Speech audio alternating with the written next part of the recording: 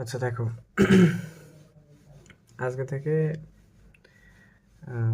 আমরা ম্যাথের পাশাপাশি কেমিস্ট্রিও শুরু করব। হ্যাঁ,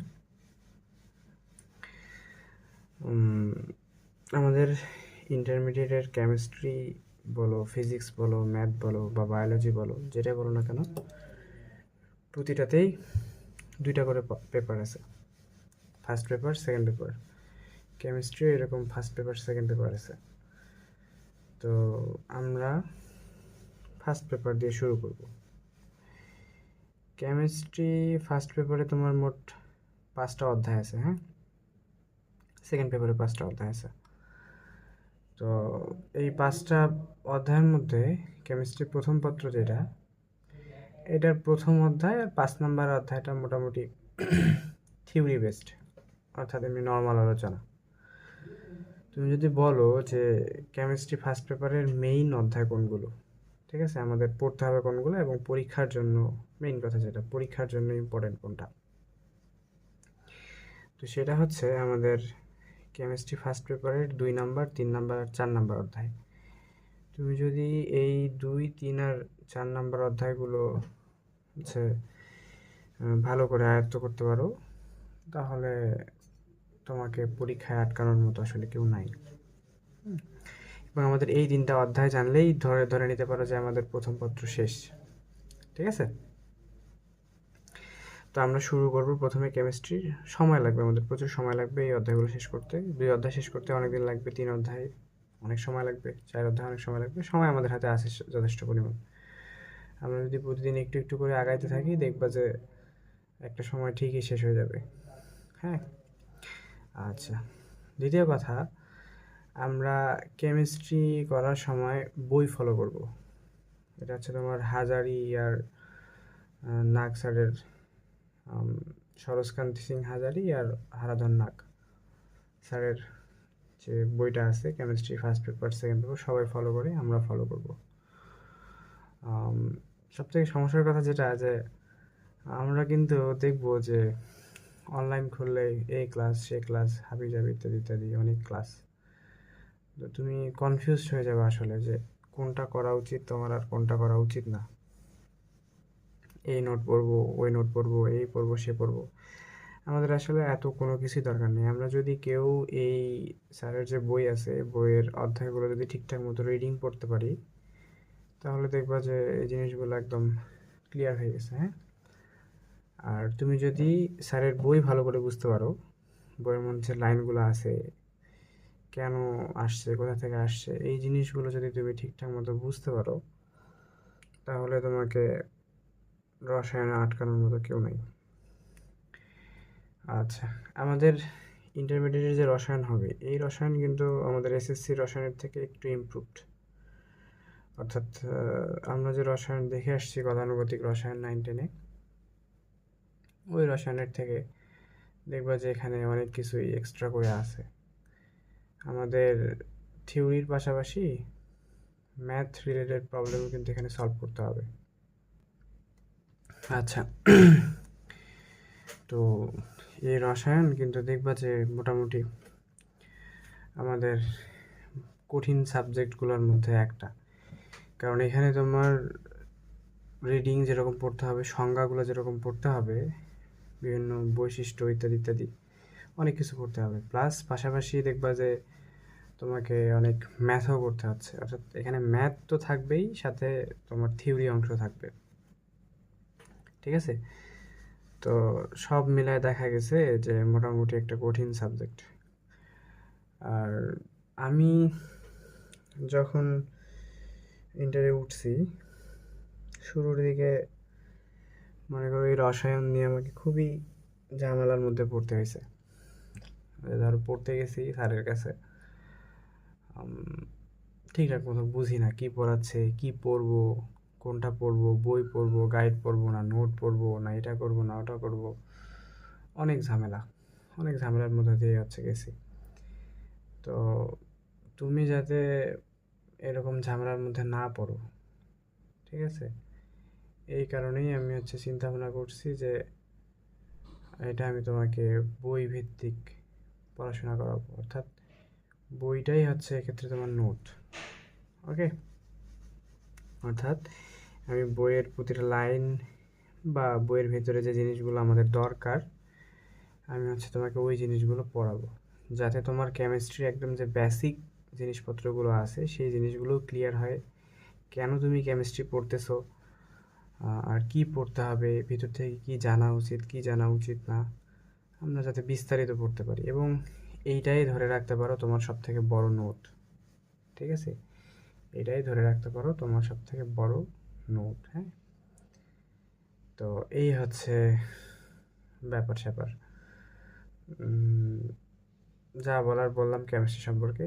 আমরা কেমিস্ট্রি এখানে ফার্স্ট পেপার, সেকেন্ড পেপার সব শেষ করব। আমাদের হাতে সময় আছে এখনও, মনে করো 1.5 বছর মতো, 1 বছর মতো। আমরা চেষ্টা করবো যে 1 বছরের ভিতরেই শেষ করার। ঠিক আছে, আমরা ওই গতিতেই হচ্ছে যে আগাইতে থাকবো সামনের দিকে। ওকে, এগুলো কিছু বেসিক কথাবার্তা ছিল, বলে নিলাম। এখন তাহলে আমরা শুরু করব কি, ফার্স্ট পেপারের 3টা অধ্যায় ফোকাস করব, আর সেকেন্ড পেপারেও আমাদের এরকম 3-4টা অধ্যায়। ফার্স্ট পেপারের 3টা অধ্যায় আর সেকেন্ড পেপারের 4টা অধ্যায় হচ্ছে ইম্পর্টেন্ট। এই 7টা অধ্যায় যদি পড়ো তাহলে তোমার কেমিস্ট্রিতে এইচএসসিতে ইনশাল্লাহ প্লাস হয়ে যাবে এবং কেউ আটকাইতে পারবে না। আর বাকি যে 3টা অধ্যায়ের কথা বলতেছি, যেগুলো অতটা দরকার নেই, হ্যাঁ এগুলো দরকার আছে, অ্যাডমিশনে তোমার এখান থেকে অনেক কোয়েশ্চেন আসে, লাগবে, কাজে লাগবে।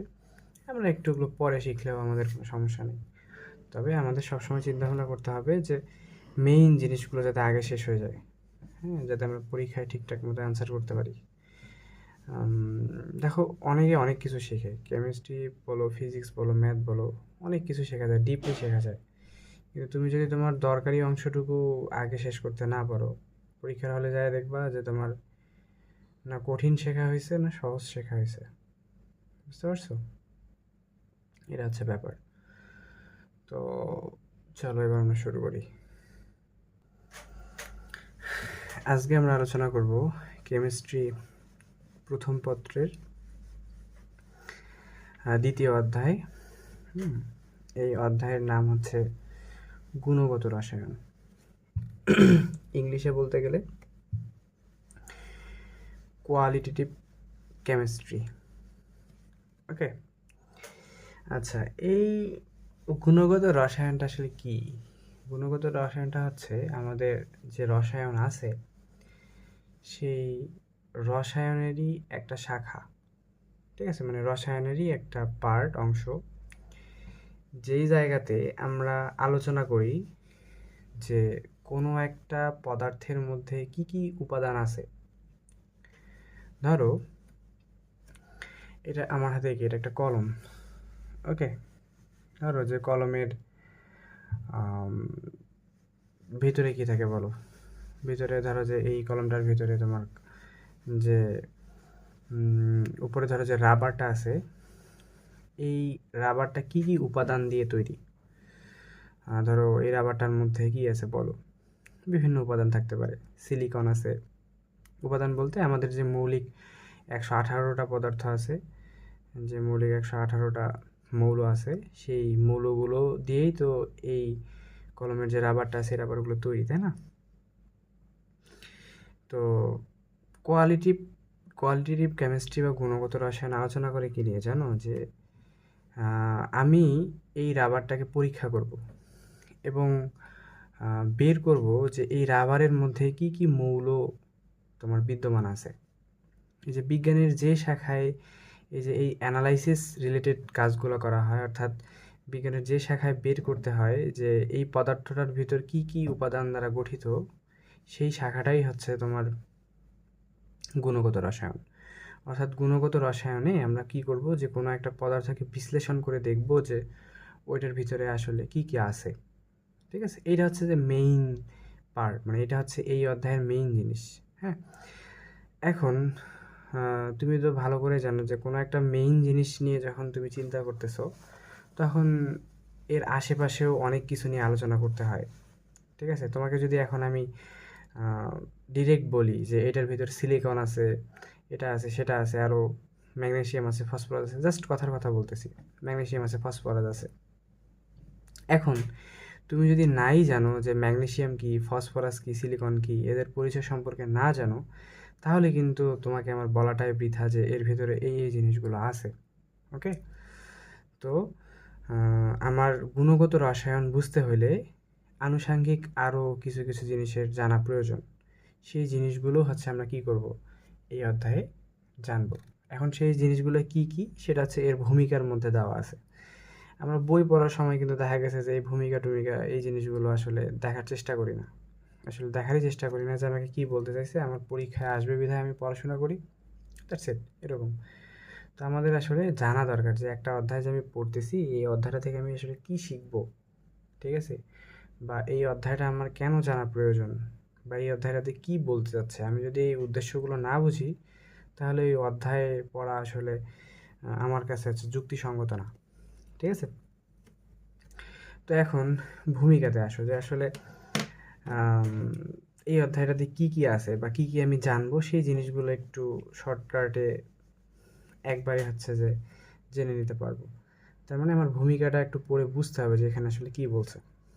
কী বলছে দেখো, যে এ বিশ্ব প্রকৃতি দুই ভাগে বিভক্ত, মানে আমাদের যে মহাবিশ্ব আছে এটা হচ্ছে কয় ভাগে বিভক্ত, দুই ভাগে বিভক্ত, ঠিক আছে। একটা হচ্ছে পদার্থ আর একটা হচ্ছে বিকিরিত শক্তি। আচ্ছা, পদার্থ আর একটা কি, বিকিরিত শক্তি। তার মানে আমি যদি চাই এই মহাবিশ্বকে কয় ভাগে ভাগ করতে পারবো, দুই ভাগে ভাগ করতে পারবো। একটা হচ্ছে কি তোমার পদার্থ আর একটা হচ্ছে কি বিকিরিত শক্তি। আচ্ছা, এই কথাটা আমাদের একজন স্বনামধন্য বিজ্ঞানী একটা কথা বলে গেছে, হ্যাঁ, যে ভর আর শক্তি হচ্ছে সম্পর্কযুক্ত, অর্থাৎ পদার্থের যে ভর আছে সেই ভরটা আর ওই ভরের সাথে হচ্ছে কি শক্তির কি একটা সম্পর্ক আছে, ঠিক আছে। এই কারণেই হচ্ছে যে মহাবিশ্বকে কয় ভাগে ভাগ করা গেছে, দুই ভাগে। একটা হচ্ছে কি পদার্থ বা ভর, এবং ওই রিলেটেড যে শক্তি আছে সেই শক্তি, ঠিক আছে। আচ্ছা, যখনই তোমার কাছে এই পদার্থ কথাটা আসলো, পদার্থ মানে কি, যে কোনো একটা বস্তু, ধরো যে এই যে আমি যে আমার যে হাইলাইটারটা আছে, হাইলাইটারটার হচ্ছে যে যে ক্যাপটা আছে, এটা হচ্ছে কি কোনো না কোনো পদার্থ দিয়ে তৈরি, তাই তো। তো পদার্থ কথাটা যখনই আসলো, তো আমার এখন জানতে হবে যে পদার্থের ভিতরে কি কি আছে, ঠিক আছে। পদার্থের ভিতরে কি কি আছে, যে আমি কোনো একটা পদার্থের একদম গভীর পর্যন্ত অ্যানালাইসিস করব, বিশ্লেষণ করব যে পদার্থে কি আছে। তো আমি যখন কোনো একটা পদার্থকে বিশ্লেষণ করব তখন সবার প্রথমে কি পাবো, পরমাণু। কি পাবো, পরমাণু। অর্থাৎ এই পদার্থটার সব থেকে ক্ষুদ্রতম যে এককগুলো, সেই এককগুলো সম্পর্কে মনে করো আমি জানতে পারবো যদি এই পদার্থটাকে বিশ্লেষণ করি, ঠিক আছে। আচ্ছা, ইভেন ওই পরমাণুগুলোকে যদি আমি আরও বিশ্লেষণ করি এবং পরমাণুগুলোর ভিতরেও আরও কিছু হচ্ছে কণিকা পাবো, সেই কণিকাগুলো কি কি বলো তো, যে ইলেকট্রন, প্রোটন, নিউট্রন, এটা তোমরা 9-10 জেনে আসছো যে পরমাণুর মধ্যে এই কণিকাগুলো পাই। আচ্ছা, এখন তুমি মনে করো কণিকা সম্পর্কে জানলা, যে এই পদার্থের ভিতরে কি থাকে, যে পরমাণু থাকে, সেই পরমাণুর ভিতরে কি কি থাকে, ইলেকট্রন, প্রোটন, নিউট্রন নামে কিছু কণিকা থাকে, আমরা এগুলো জানলাম। এখন আমাদের আসলে শুধু কি জানলেই হবে যে কণিকার ভিতরে এই জিনিসগুলো কিভাবে আসলো, এটা কি আসমান থেকে পড়ছে, তুমি অটোমেটিক জেনে গেছো যে পদার্থের ভিতরে পরমাণুর ভিতরে ইলেকট্রন, প্রোটন, নিউট্রন থাকে? না, অবশ্যই না। এটা একদিনের বিষয় না। এই জিনিসগুলো কিন্তু হচ্ছে দীর্ঘ গবেষণার ফল। অনেক বিজ্ঞানী অনেক তত্ত্ব দিয়েছে, সেই তত্ত্বগুলো থেকে যাচাই বাছাই করে তারপর আমরা অবশেষে একটা সিদ্ধান্তে উপনীত হয়েছি যে পদার্থের মধ্যে কী কী থাকে, 3 প্রকার মূল কণিকা থাকে, ঠিক আছে। তার মানে শুধু আমাদের কণিকা সম্পর্কেই জানলে হচ্ছে না, ওই কণিকাগুলো কীভাবে আবিষ্কার হলো, ঠিক আছে, এবং ওই কণিকাগুলো আমরা চিনতে পারবো কিভাবে। কোনো একটা পদার্থের ভিতরে, ধরো যে এই পদার্থের ভিতরে তোমার কার্বন আছে, এখন আমি চিনতে পারবো কিভাবে কার্বন আছে, কিভাবে কি পরীক্ষার দ্বারা আসলে শনাক্তকরণ করতে পারবো যে এর ভিতরে কার্বনই আছে। তারপরে পরমাণুতে এদের বিন্যাস বলতে পরমাণুর ভিতরে যে ইলেকট্রন, প্রোটনগুলো আছে এবং কিভাবে আছে, কোথায় কোথায় আছে, হ্যাঁ, এই সম্পর্কে বিভিন্ন পরীক্ষা নিরীক্ষা হচ্ছে যে আমাদের এই গুণগত রসায়নের অন্তর্ভুক্ত, ঠিক আছে। এই সম্পর্কে যে পরীক্ষা নিরীক্ষাগুলো আছে সেগুলো হচ্ছে কিসের, এই যে গুণগত রসায়নের অন্তর্ভুক্ত। তার মানে গুণগত রসায়নের ভিতরে কি কি অন্তর্ভুক্ত আমরা জানলাম, যে কোনো একটা পরমাণু এবং পরমাণুর ভিতর যে কণিকাগুলো আছে, কণিকাগুলো কিভাবে আছে, কণিকাগুলোকে কিভাবে আমরা শনাক্ত করতে পারি, এই জিনিসগুলো সবগুলোই কিন্তু এই গুণগত রসায়ন যে অধ্যায়টা আছে এই অধ্যায়ের অন্তর্গত। তার মানে এই অধ্যায়টা যখন আমরা পড়বো সবার প্রথমে আমি কি সম্পর্কে জানবো? পরমাণু সম্পর্কে জানবো, পরমাণুর ইতিহাস সম্পর্কে জানবো। ঠিক আছে? আচ্ছা, পরমাণু সম্পর্কে তুমি জানলা, ভালো কথা। নেক্সট তুমি যে জিনিসটা জানবা সেটা হচ্ছে কি, পরমাণুর সাথে বিকীর্ণ শক্তির সম্পর্ক, অর্থাৎ পরমাণু আর শক্তি কিভাবে সম্পর্কযুক্ত, অর্থাৎ ওই যে ইলেকট্রন, প্রোটন, নিউট্রন, পরমাণুর যে কণিকাগুলো আছে ওদের সাথে কিভাবে শক্তি সম্পর্কযুক্ত। হ্যাঁ, মানে পরমাণুর সাথে শক্তির যে সম্পর্ক আছে সেই সম্পর্কগুলো সম্পর্কে জানবো, যে পরমাণু কীভাবে শক্তিগুলো এক জায়গা থেকে আরেক জায়গায় পরিবহন করে, ইত্যাদি ইত্যাদি, এই জিনিসগুলো সম্পর্কে জানবো। আচ্ছা, আবার আরও কি জানবো, যে আবার আমরা এটাও জানবো যে এই যে শক্তির কথা বললাম, এই শক্তিগুলো হচ্ছে কি বলতো, এক প্রকার বিকীর্ণ তড়িৎচুম্বকীয় বিকিরণ। হ্যাঁ, শক্তিগুলো হচ্ছে কি তড়িৎচুম্বকীয় বিকিরণ। অর্থাৎ বলতে চাইছে যে আমরা যে শক্তিগুলোর কথা বলি, যেমন শক্তি কি বলো, তাপ শক্তি, শব্দ শক্তি ইত্যাদি যে শক্তিগুলো আছে, এগুলো কিন্তু কি সবগুলো হলো তড়িৎচুম্বকীয় বিকিরণ রশ্মি। এগুলো হচ্ছে যে এক প্রকার তরঙ্গ, অর্থাৎ শক্তি কি এক প্রকার তরঙ্গ। ঠিক আছে? এবং এটার প্রধান উৎস কে বলতো, সূর্যের আলো, অর্থাৎ সূর্যের আলো থেকেই মূলত এই শক্তিগুলো আসে। আচ্ছা, জানলাম। আচ্ছা,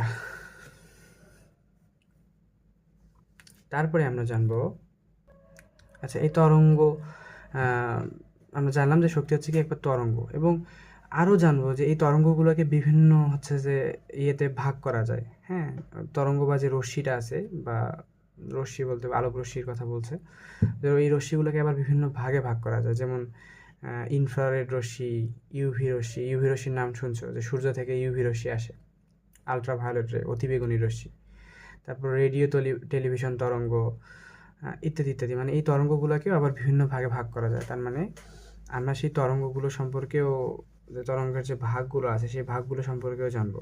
ঠিক আছে? এবং এগুলো আমরা কোন কোন কাজে ব্যবহার করি এই জিনিসগুলো সম্পর্কেও এই অধ্যায়ে জানবো। আচ্ছা, দেন আরও কি জানবো, যে বর্ণালী সম্পর্কে জানবো। আচ্ছা, বর্ণালী কথাটার সাথে হয়তো তোমরা সেভাবে পরিচিত না। এইখানে হচ্ছে যে আমরা যখন এই অধ্যায়ে আলোচনা করব তখন আমরা জানবো বর্ণালী। হ্যাঁ, বর্ণালী কি এবং বর্ণালী দিয়ে আমরা কি করতে পারি, বা বর্ণালীটা আমার কেন দরকার। এখন একটু করে বলে রাখি, এই যে বর্ণালীর মাধ্যমে না আমরা আসলে বলতে পারি, হ্যাঁ, কোনো একটা মৌল বিশ্লেষণ করে, ধরো যে আমি জিনিসটা একটু বুঝাই। ধরো যে এই ক্যাপটার মধ্যে কার্বন পরমাণু আছে, আমি কিভাবে জানবো যে এটার মধ্যে কার্বন পরমাণুই আছে। ধরো আমি এটার অ্যানালাইসিস করলাম, এটাকে হচ্ছে বিশ্লেষণ করলাম, এখান থেকে একটু অংশ নিয়ে হচ্ছে যে আলাদা করে নিয়ে এটাকে বিশ্লেষণ করলাম, বিশ্লেষণ করে হচ্ছে যে এর বর্ণালী চেক করব, অর্থাৎ এর বর্ণালী সম্পর্কে জানার চেষ্টা করব। হ্যাঁ, তো বর্ণালী হচ্ছে যে বর্ণালীর আবার ছক দেওয়া থাকে কিছু, বুঝছো? তো সেই বর্ণালীর ছকের সাথে আমরা মিলাবো যে আমি যে এই ক্যাপ থেকে যে পদার্থটা নিলাম, পরমাণুটা নিলাম, সেইটার যে বর্ণালীটা আমি পাবো, আর আমাদের যে বিজ্ঞানীর যে ছক তৈরি করে রেখে গেছে যে এই পরমাণু এরকম বর্ণালী দিবে তোমাকে, এই পরমাণু এরকম বর্ণালী দিবে, তো আমাদের ওই ছকের সাথে যদি এই আমার অ্যানালাইসিস করা পরমাণুর বর্ণালী মিলে যায়, তখন আমি বলতে পারবো যে হ্যাঁ, এই পরমাণুই হচ্ছে তোমার কার্বন পরমাণু। এখন হয়তো আমি ব্যাপারটা তোমাকে ক্লিয়ারলি বুঝাইতে পারতেছি না, কিন্তু যখন আমরা ভিতরের দিকে এই সম্পর্কে বিস্তারিত আলোচনা করব তখন ক্লিয়ারলি বুঝতে পারবা। ঠিক আছে? আচ্ছা, এইগুলো তো গেল। সব থেকে গুরুত্বপূর্ণ, মানে এই অধ্যায়ের মেইন যে জিনিস সেটা হচ্ছে কি জানো, যে আয়নিক যৌগের মূলক শনাক্তকরণ। ঠিক আছে? মূলক শনাক্তকরণ, অর্থাৎ আমাকে একটা লবণ দিবে, লবণ কিন্তু একটা আয়নিক যৌগ, আমাকে একটা লবণ দেবে, আমাকে বলতে হবে যে এই লবণের ভিতরে কি কি আয়ন আছে। ধরো আমরা খাবার লবণ হিসেবে কি সোডিয়াম ক্লোরাইড ইউজ করি, তো আমাকে বের করে বলতে হবে, আমাকে ধরো একটা লবণ দিছে, দিয়ে বলতে হবে যে এর ভিতরে সোডিয়াম আছে, এর ভিতরে ক্লোরাইড আছে, ইত্যাদি ইত্যাদি।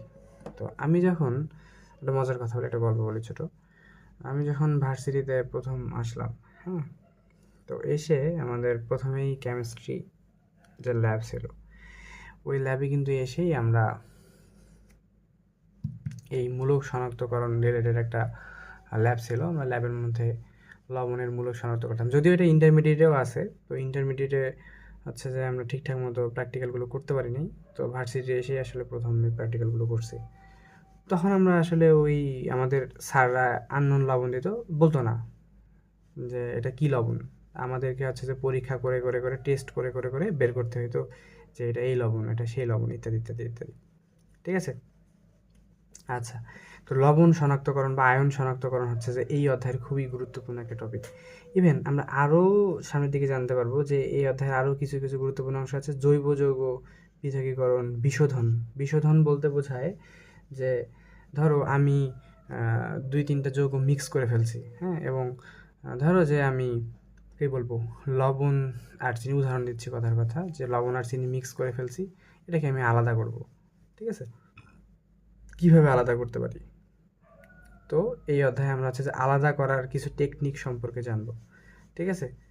আচ্ছা, তো এই হচ্ছে যে এই অধ্যায়ের মোটামুটি মেইন জিস্ট। আমাদের এই জিনিসগুলো এই অধ্যায়ের অন্তর্ভুক্ত, গুণগত রসায়নের অন্তর্ভুক্ত, আমরা হচ্ছে যে আস্তে ধীরে জানবো। ঠিক আছে। আচ্ছা আচ্ছা, এতক্ষণ তো আমরা এই অধ্যায়ের বেসিক কিছু জিনিস নিয়ে কথাবার্তা বললাম। এখন আমাদের এক্স্যাক্টলি পরীক্ষায় কোন জিনিসগুলো আসবে এবং কোন টপিকগুলো থেকে প্রশ্ন হবে সেগুলো হচ্ছে যে এই অধ্যায়ের শুরুর দিকে দেওয়া আছে। এই জিনিসগুলো আমরা জানবো। আমরা একবার দেখে নিই যে আসলে আমরা কী কী জানবো। আমরা তো এগুলো সম্পর্কে বিস্তারিত ভিতরের দিকে আলোচনা করবোই, সেটা ফ্যাক্ট না। তো তারপরে আমাদের একবার জেনে রাখা উচিত যে আসলে আমরা কী শিখতে যাচ্ছি ভিতরে, এই অধ্যায়ের ভিতরে। সবার প্রথমে জানবো, যে বললাম যে পরমাণু, রাদারফোর্ড মডেল ও বোর মডেল তুলনা করতে পারবো। যে পরমাণু সম্পর্কে জানার কথা বলছি, যে পরমাণু সম্পর্কে জানবো। তারপর আর কি সম্পর্কে জানবো, যে কোয়ান্টাম সংখ্যাভিত্তিক বিভিন্ন উপস্তর ও ইলেকট্রন ধারণ ক্ষমতা ব্যাখ্যা করতে পারবো। আচ্ছা, এটা হচ্ছে কি, যে আমরা পরমাণুর বিভিন্ন মডেল উপরের দিকে জানলাম। তারপরে কি জানবো, আরও কিছু অ্যাডভান্সড লেভেলের পরমাণু মডেল আছে। সেই মডেল হচ্ছে যে কোয়ান্টাম মডেল, এবং ইলেকট্রনগুলো কীভাবে হচ্ছে তোমার পরমাণুর ভিতর, ইলেকট্রন প্রোটন নিউট্রনগুলো কীভাবে পরমাণুর ভিতর বিন্যস্ত থাকে, ইত্যাদি ইত্যাদি জিনিসগুলো এই টপিকটা থেকে জানতে পারবো। দেন আসো তারপরে কি, কোয়ান্টাম উপস্তরের শক্তিক্রম ও আকৃতি বর্ণনা করতে পারবো। অর্থাৎ আমরা যে কোয়ান্টাম মডেলের কথা বললাম 2 নম্বর টপিকে জানবো, সেই মডেলে হচ্ছে যে শক্তিক্রম, আকৃতি কীরকম হয় না হয়, এই জিনিসগুলো জানতে পারবো। তারপরে জানতে পারবো কি, এবার ওই পরমাণুর ভিতরে কি থাকে বলো তো, ইলেকট্রন থাকে। তো ইলেকট্রনগুলো কিভাবে বিন্যস্ত থাকে, অর্থাৎ ইলেকট্রনগুলো গোল গোল করে ঘুরে, না বৃত্তাকার পথে ঘুরে, না উপবৃত্তাকার পথে ঘুরে, না কীভাবে ঘুরে না ঘুরে, বা কীভাবে মুভ করে, এই জিনিসগুলো জানবো। কোথায় জানবো? আউবাউ, হুন, পাউলির বর্জন নীতি ইত্যাদি ইত্যাদি, যে এই টপিক থেকে আমরা জানতে পারবো যে ইলেকট্রনগুলো আসলে ওই পরমাণুর মধ্যে কীভাবে ঘুরে। ঠিক আছে। তারপরে যে তোমাকে বললাম যে তড়িৎ চুম্বকীয় বর্ণালী, এটা কোথা থেকে আসছে? ওই যে শক্তির অংশটুকু থেকে আসছে। যে শক্তি মূলত কি, যে তড়িৎ চুম্বকীয় বর্ণালী যে শক্তিগুলো আছে, সেই শক্তিগুলো সম্পর্কে আমরা জানবো। অর্থাৎ বিভিন্ন তরঙ্গ সম্পর্কে জানবো। তারপরে যে তরঙ্গ কি, তরঙ্গই হচ্ছে কিন্তু এক বর্ণালী। ঠিক আছে, তরঙ্গ হচ্ছে কি, বর্ণালী। অর্থাৎ তরঙ্গ বর্ণালী এই জিনিসগুলো হচ্ছে সম্পর্কযুক্ত। তরঙ্গ জানার পর বর্ণালীও কিন্তু, উল্টা বলছি আসলে, যে বর্ণালী হচ্ছে কি এক প্রকার তরঙ্গ, এই জিনিসগুলো আমি জানবো। তারপরে ওই যে শুরুর দিকে বোর পরমাণু মডেল পড়ে আসছি না, সেই বোর পরমাণু মডেল বর্ণালী দিয়ে ব্যাখ্যা করতে পারবো। তারপর হচ্ছে কি জানতে পারবো, যে জাল ও পাসপোর্ট ও জাল টাকা শনাক্তকরণে কিভাবে তোমার, অর্থাৎ এই যে তরঙ্গ পড়ে আসলাম না, সেই তরঙ্গগুলোর কি ব্যবহার আছে, সেই ব্যবহারগুলো সম্পর্কে জানবো। তারপর আইআর হচ্ছে কি ওই তরঙ্গগুলোরই অংশ, সেই তরঙ্গ সম্পর্কেও আমি হচ্ছে যে কি জানতে পারবো। তারপর কি, রোগ নির্ণয় এমআরআই, আমরা যে রোগ নির্ণয় করার সময় এমআরআই মেশিন ইউজ করি, তুমি হয়তো দেখো নি কখনো, দেখছো হয়তো সম্ভবত এমআরআই মেশিন। তো সেই এমআরআই মেশিন কীভাবে কাজ করে আমরা হচ্ছে যে এই অধ্যায়ে জানতে পারবো। ঠিক আছে। আচ্ছা, তারপরে ব্যবহারিক কিছু অংশ আছে। দেখো, এটা যদিও ব্যবহারিক, তারপরেও আমাদের থিওরিটিক্যালে ওর ভিতরের জিনিসগুলো কিন্তু পড়তে হবে, পড়ে বুঝতে হবে। ঠিক আছে। যে আয়ন শনাক্তকরণের কথা বললাম, যে আমি একটা যৌগতে কীভাবে বুঝতে পারবো যে এই যৌগটার ভিতরে কি আয়ন আছে, এই জিনিসগুলো সম্পর্কে আমি হচ্ছে জানবো। তারপর মোস্ট গুরুত্বপূর্ণ, খুব খুব এই যে এই টপিকটা, যে যৌগের দ্রাব্যতা কী, দ্রাব্যতা নীতি কী, দ্রাব্যতার গুণফল কী, এই জিনিসগুলো হচ্ছে যে কি আমি জানবো। এবং এখান থেকে পরীক্ষার মধ্যে খুবই পরীক্ষায় একটা কোশ্চেন এই অংশ থেকে মনে করো আসেই, এরকম একটা ব্যাপার। তারপর আয়ন শনাক্তকরণ সম্পর্কে জানবো। তারপর কেলাসন পদ্ধতি যে বললাম যে বিশুদ্ধকরণ পদ্ধতি, অর্থাৎ আমি একটা ধরো যে বললাম না যে চিনি আর লবণের কথাটা একটু আগে যে বললাম যে একখানে হয়ে গেছে, আমি এটাকে আলাদা কীভাবে করবো। এই যে বিভিন্ন প্রকার পদ্ধতি, যে পদ্ধতিগুলো যে ক্লাসন পদ্ধতি ব্যবহার করে, আরও বেশ কয়েকটা পদ্ধতি আছে, অর্থাৎ এই পদ্ধতিগুলো ব্যবহার করে আমি কি করতে পারি, পৃথকীকরণ করতে পারি, অর্থাৎ বিশুদ্ধ করতে পারি কোনো পদার্থকে। ঠিক আছে, তারপরে আরেকটা ব্যবহারিক আছে, তারপর পাতন, আংশিক পাতন, এগুলো সব কিন্তু বিশুদ্ধকরণ পদ্ধতি। আংশিক পাতনের কথা তুমি শুনছো, যে ওই যে পাতন, আংশিক পাতন, বাষ্পপাতন, ঊর্ধ্বপাতন। পাতন কোথায় শুনছো বলো তো? ওই যে পানি বিশুদ্ধকরণের ক্ষেত্রে। আচ্ছা, আমরা জানবো পরবর্তীতে, সমস্যা নেই। তারপর মিশ্রণ থেকে বিভিন্ন যৌগ পৃথকীকরণের দ্রাবক নিষ্কাশন, অর্থাৎ বিভিন্ন এই যে মিশ্রণ থেকে, অর্থাৎ এই যে প্রসেসগুলো আমি নিচের দিকে দেখতেছি, কেলাসন থেকে শুরু করে নিচের দিকে, এই যে ক্রোমাটোগ্রাফি, হ্যাঁ, এই সবগুলোই কিন্তু হচ্ছে কি যে তোমার বিশুদ্ধকরণ পদ্ধতি। হ্যাঁ, আমি কিভাবে বিশুদ্ধ করতে পারি কোনো একটা ইয়ে থেকে, সেটা হচ্ছে যে জানার বিষয়। হ্যাঁ, তারপর হচ্ছে বাস্তব ক্ষেত্রে গুণগত বিশ্লেষণ, অর্থাৎ এই গুণগত রসায়ন শিখে আমার কি হবে সবার শেষের দিকে যে আমি জানতে পারবো। তারপরে এই টপিকগুলো আমরা মোটাটাকে জানতে পারবো। তুমি একটা জিনিস লক্ষ্য করো যে এই অধ্যায়টাকে কিন্তু চাইলে আমরা বেশ কয়েকটা দাগে ভাগ করতে পারবো। এ ধরো যে কেলাসন থেকে শুরু করে নিচের দিকের যে অংশগুলো আছে, ঠিক আছে, কেলাসন থেকে শুরু করে নিচের দিকে অংশগ্রহণ, এই অংশটুকু হচ্ছে কি বলতো, যে ধাতু বিশুদ্ধকরণ পদ্ধতি। ঠিক আছে, অর্থাৎ কোনো একটা মিশ্রণ বা কোনো কিছু থেকে আমি কিভাবে বিশুদ্ধ করতে পারি কোনো যৌগকে। তারপর এক্সট্রাকশন বা বের করতে পারি। ধরো যে আমার কাছে কি দিল, ফুলের নির্যাস দিল।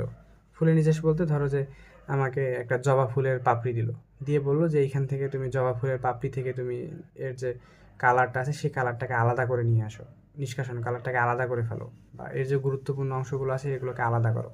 তো এই টাইপের জিনিসগুলো, বিশুদ্ধকরণ যে প্রক্রিয়াগুলো আছে সেটা সবার শেষের দিকে আলোচনা হয়েছে। এবং এই অংশটুকু আমাদের ইয়ের জন্য কিন্তু অতটা, অর্থাৎ বোর্ড পরীক্ষা, আমরা যে এসএসসি পরীক্ষা দেবো, এসএসসি পরীক্ষার জন্য অতটা গুরুত্বপূর্ণ না। আবার এই অংশটা কিন্তু অ্যাডমিশন পরীক্ষার জন্য খুবই গুরুত্বপূর্ণ।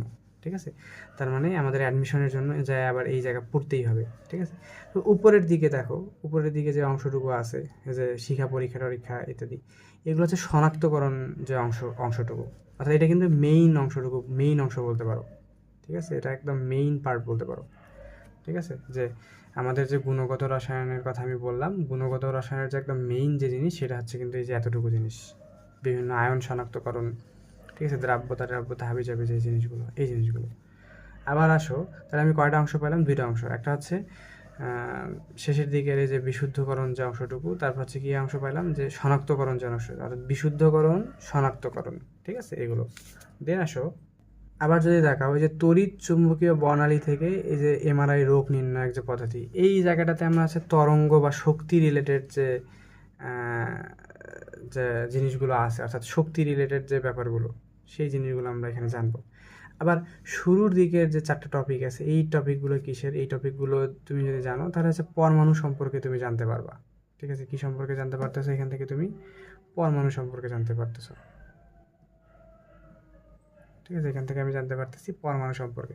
তার মানে আমাদের এই অধ্যায়টাকে টোটাল আমরা 4টা মেইন ভাগে ভাগ করতে পারি। এক, যে পরমাণু রিলেটেড যে অংশগুলো, পরমাণু কীরকম দেখতে, পরমাণুর ইতিহাস, পরমাণুতে ইলেকট্রন, প্রোটন, নিউট্রন, এই জিনিসগুলো কীভাবে তোমার প্রদক্ষিণ করতেছে, ইত্যাদি ইত্যাদি জিনিসগুলো আমি আলোচনা করতে পারবো। দ্বিতীয় যে জিনিসগুলো, সেটা হচ্ছে কি, যে পরমাণুর উপর শক্তি রিলেটেড যে ব্যাপারগুলো, সেগুলো আমি আলোচনা করতে পারবো। তারপর তৃতীয় নাম্বারে হচ্ছে যে কি বলতো, তৃতীয় নাম্বারে আমরা কি দেখলাম? তৃতীয় নাম্বারে শনাক্তকরণ বলতে পারো। হ্যাঁ, শনাক্তকরণ যে পার্টটুকু আমরা সেইটা আছে দেখতে পেলাম। এবং সবার শেষের যে পার্টটুকু, সেটা হচ্ছে কি বলতো, যে বিশোধন বলতে পারো। বিশোধন অর্থাৎ বিশুদ্ধ করার যে পার্টটুকু, সেটা হচ্ছে তোমার এটা। আচ্ছা, তাহলে এই হলো আমাদের এই অধ্যায়ের মোটামুটি বেসিক জিনিস। আমরা আস্তে আস্তে ভিতরের দিকে ঢুকবো এবং আমরা সবার প্রথমেই তাহলে কোন অংশটুকু নিয়ে আলোচনা করব? পরমাণু যে অংশটুকু আছে, সেই পরমাণুর অংশটুকু নিয়ে তাহলে আমরা কালকে থেকে আলোচনা করা শুরু করব। ওকে, আশা করি বুঝতে পারছো।